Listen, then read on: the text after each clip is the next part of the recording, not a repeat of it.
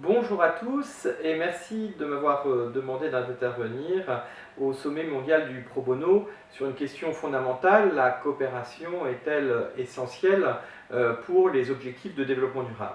3 points peut-être situés finalement: la coopération dans les ODD. Deuxième point, quelle est la situation en France aujourd'hui? Et troisième point, comment le pro bono est un accélérateur de ces coopérations. Tout d'abord, rappelons que la signature des objectifs de développement durable en 2015 marque 3 changements radicaux et de paradigme qui en fait évoluent. Le premier d'entre eux, c'est le passage à une vision systémique. Il ne s'agit plus seulement d'aider les pays du Sud sur les questions d'éducation, de pauvreté. Il s'agit d'avoir une vision systémique de la situation mondiale et de savoir comment se fixer des objectifs pour y répondre globalement.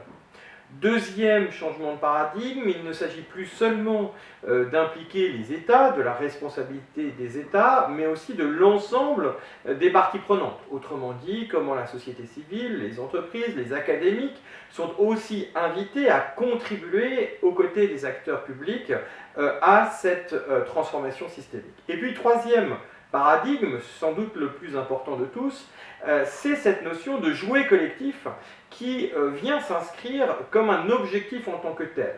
L'ODD 17 est finalement une petite révolution de palais puisqu'elle marque la nécessité de devoir coopérer pour pouvoir inventer collectivement ce que aucun des acteurs, les États, les acteurs de la société civile, ne peut faire seul sans une capacité à se nourrir de la vision des autres. Face à cette transformation systémique que nous invitent à faire les ODD, la question était de savoir quelle est la situation en France, et c'est la raison pour laquelle le secrétaire d'État Gabriel Attal a demandé à la députée Cathy Racon-Bouzon et moi-même, au travers d'une mission ministérielle, 1. De faire un état des lieux, 2. De proposer un programme systémique d'action, et 3. De faire une sorte de cartographie, d'inventaire de l'ensemble des outils disponibles au service des organisations et des territoires. Puisqu'en effet, le constat que nous avons pu faire avec la députée Cathy Racon-Bouzon, c'est finalement la présence déjà très marquée du collectif Impact à la française. Il est très incarné sur les territoires, les organisations, les collectivités territoriales, les associations, les entreprises sont déjà très en alliance entre elles, mais comme ça reste encore sous les radars, eh bien, quelque part, nous n'en avons pas collectivement conscience, d'où l'importance de valoriser cette capacité à jouer collectif.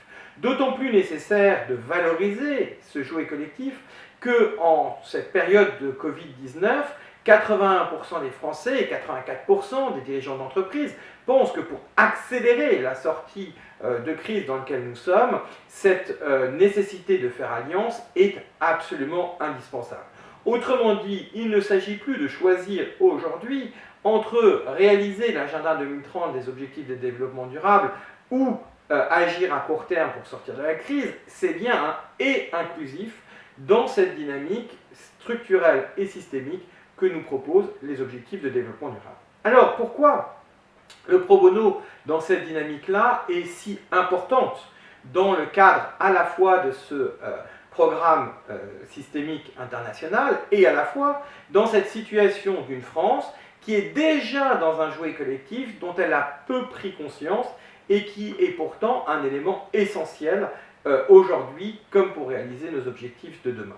Eh bien, pour 3 raisons. D'abord parce que n'oublions pas que tout modèle socio-économique est fondé comme premier levier sur les richesses humaines et que la capacité à mobiliser ces richesses humaines font en sorte effectivement que le premier levier d'action dans une situation comme celle-là, c'est de pouvoir mobiliser les ressources humaines nécessaires à la transformation à l'œuvre. Le deuxième élément, c'est que le pro bono invite à focaliser plus sur l'envie et sur l'engagement que sur la responsabilité et la contrainte. Il ne s'agit pas de ne pas s'appuyer à la fois sur la responsabilité et la contrainte, mais il s'agit de privilégier d'abord la capacité d'action des femmes et des hommes qui souhaitent se mobiliser ensemble pour répondre à nos défis communs. Et puis la troisième raison, peut-être la plus importante, c'est que la coopération ne peut pas être simplement une injonction. Elle se vit, elle est basée sur la confiance, et c'est à ce titre-là que l'expérimentation du faire alliance est bien plus importante que toute théorie qui pourrait avoir lieu sur le sujet. Autrement dit, le pro bono, l'expérimentation, le fait de vivre ce faire alliance est bien évidemment beaucoup plus important que toutes les boîtes à outils, même si elles sont utiles, qui pourraient être proposées en la matière. C'est en cela que le travail que fait Pro Bono Lab depuis sa création en France est absolument essentiel et que je suis très heureux de pouvoir intervenir aujourd'hui pour en témoigner.